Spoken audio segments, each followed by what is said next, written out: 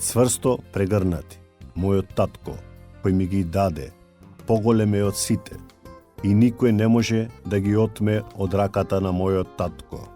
Стих 29. Безбедноста е голема работа.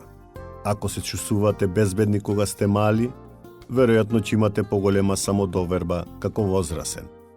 Ако ви не достигале раце за да ве држат и луѓе да ве сакаат, луѓе кои покажале љубов со тоа што ве штителе и ги задоволувале вашите потреби, може би ќе поминете многу време барајќи сигурност во работите, а не во врските.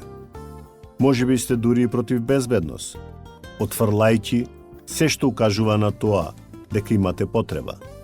Напнати сте, барајќи ја следната шанса да докажете дека немате потреба од никој или од ништо.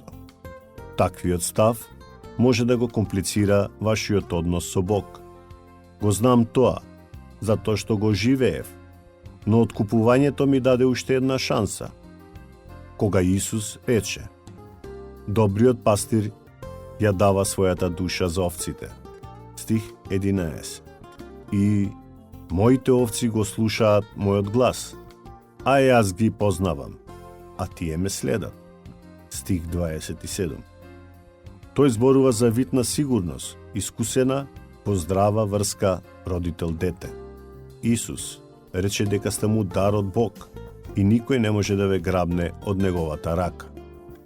Понатаму, вие му припаѓате на Бог таткото и нема некој поголем на кој може да му припаѓате. Додека размислувате за тоа, дајте си момент да се чувствувате сигурно, цврсто прегрнати, сакани, заштитени, каде и да сте на спектарот на безбедност, поради вашите животни искуства. Научете да ги сакате поголемите раце кои ве држат. Може да им се доверите. Ейми Клеменс.